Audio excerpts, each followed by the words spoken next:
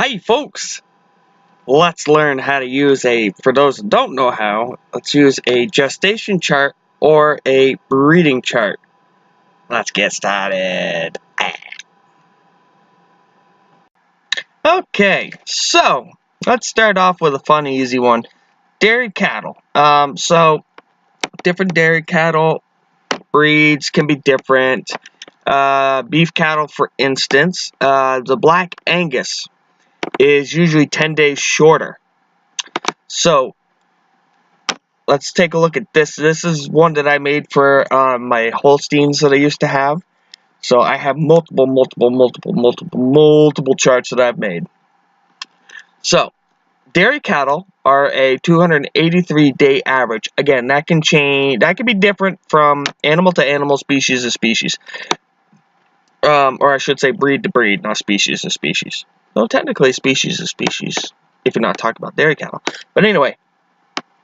So some are 2 weeks early, some are 2 weeks late, some are right on the dot, day or two early, day too late. But anyways, so let's say I breed my cow or heifer on January 1st. She will calve around October 11th or on October 11th. Again, depending on the animal, so on and so forth. Let's look at another fun one. Bred March 17th.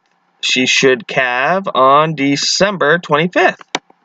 And again, I've broken this down, so this is when I breed, when they're expecting is underneath. So, breed January 8th, October the 18th, should calve. So something with my charts, not everybody does this. This is something that I do. I've only seen 1 or 2 charts that actually do with this. I don't count the day that I bred. I count the next day as day 1. So October 11th is, if you count the day that you bred, is actually 284 days later. But I don't count the day that I bred. I count the next day as day 1. You can see that. Let me pull up my. I found one of my charts here. Works very well for this. Here we go.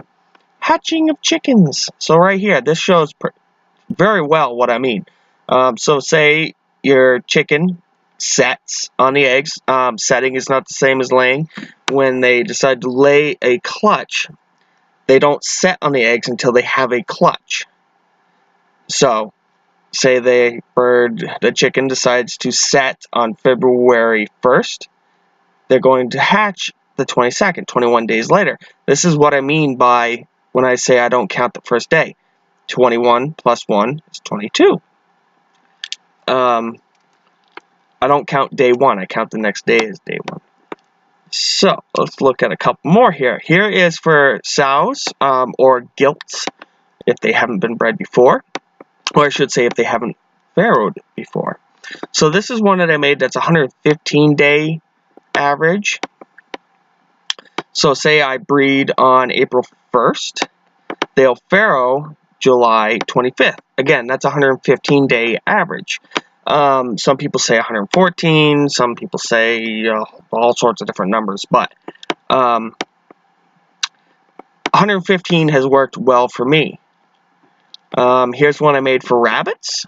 This is a 31-day average. Some people say 30. Again, 31 has always worked for me. So say I breed on April 1st. They're going to kindle on May 2nd. Let me see if I can find another fun one. Ooh, heat. Yes, I want to close all tabs. I have heat charts too that I have made. Here we go. 21-day heat cycle for cattle. Now, 21 days is an average. Again, like humans, it can vary for animal to animal, so on and so forth, breed to breed. So this is a 21-day average. So say I detect heat. Pigs also are 21 days. So say I detect a good heat cycle and I breed on January 1st. It's like perfect. And I'm like, yes, everything goes well. I get the animal bred. I'm going to be looking for the next heat cycle around the second heat cycle around January 22nd. Now, granted, I'm going to be looking for that entire week, myself personally. That's a personal choice, and that is because I don't want to take any chances. I want to make sure that the animal doesn't come to heat, or if it does, that I catch it. And then I'll also be looking for a third heat cycle on this one, for instance, on February 12th. And that's just for my own peace of mind, because animals sometimes come into heat the next time around, regardless if they have settled, are actually pregnant or not. Again, I don't breed my animals for production because I only raise so few, so I can get away with this. A small scale farmer can get away with this. A larger scale one, they really can't. But either way, I like to look for 2 heat cycles after the detected one if I breed that day, just to make sure that the animal is bred or not, especially if there are no known pregnancy tests out there that I can do personally or have my vet do. Let's look at a fun one here. Nope, wrong one. That's still in the heat. Like I said, I have literally hundreds of these that I've made. Oh, goat gestation. Here's a fun one. So, goat gestation, 150-day average period. Say I breed on January 1st. They're going to kid, no kidding, on May 31st. These charts are really easy once you get the hang of them. Again, some people make them, they're like impossible to read. Here's a fun one that I made because I love reindeer. So reindeer are a 224-day average. Fun fact, cattle and reindeer are going by the same journalized terms. So, for instance, the females are called cows or heifers. The males are called bulls or steers, if they've been steered, which means castrated. Reindeer, though, generally only breed September through October. I have gone and made my chart to go for the full year, because I figured I got the room, I'm going to do it, and I'm going to keep with the template that I've made. So, say I breed on January 1st, they're going to calve August 12th, 224 days later. Let's see here. Here's a horse one that I made. Again, depending on the breed, so on and so forth. 336 days, though, is the general average for a horse. So say I breed January 1st, as long as they came into heat on that day, mind you. You can't just go throwing semen in there. They're not humans. Or rabbits, I should say. Then they're going to birth or foal, because I can't spell foaling or foal, even with my computer. I can't get it correct. I wrote birthing on mine. Say I breed January 1st, December 3rd, cold time of the year to be born. I would never breed like that. These charts also have helped me to plan ahead for when I want my animals to calve. Personally, I prefer to, depending on the animal and if I have the proper facilities,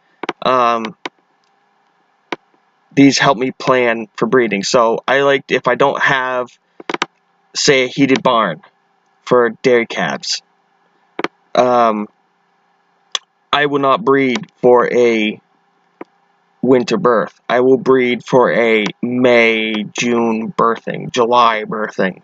Nice and warm, so that the babies are, so they're not frigid. They're not coming into an ice cold world and fighting for survival from the very get-go. But if I had a heated barn, heated insulated barn, oh yeah, I would breed year-round. Here's a fun one. Shape, heat cycle chart. About Mission Impossible, because the sheep have a, as you can see here, 16.5 day average. So this chart here I made for a 16-day average, you'd have to add the half day to be accurate. So, for instance, say a heat was detected January 1st. The next heat cycle would be January 17th to the 18th, actually. But yeah, that's that in a nutshell. I hope this was helpful. And have fun farming and or raising hobby, if it's a hobby for you, happy hobby farming, and or if you're raising them as pets. I mean, some people raise livestock for pets. Have a good one.